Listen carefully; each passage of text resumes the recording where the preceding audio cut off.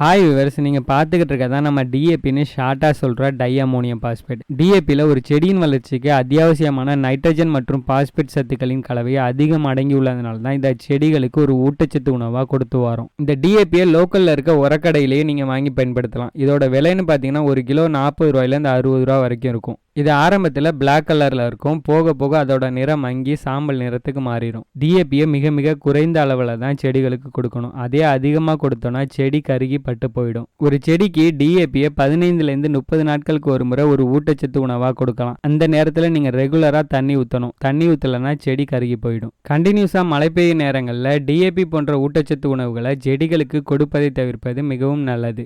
டிஏபியை ஒரு செடிக்கு ரெகுலராக கொடுத்து வரும்போது அந்த செடி வளரும். மண்ணின் காரத்தன்மை எனப்படும் pH வேல்யூ அதிகரித்து அந்த செடியின் வளர்ச்சி தடைபட வாய்ப்புள்ளது. இதனை அந்த செடி வளரும் தொட்டியில் உள்ள மண்ணை 4 அல்லது 6 மாதங்களுக்கு ஒரு முறையாவது மாற்றுவதன் மூலம் தவிர்க்கலாம்.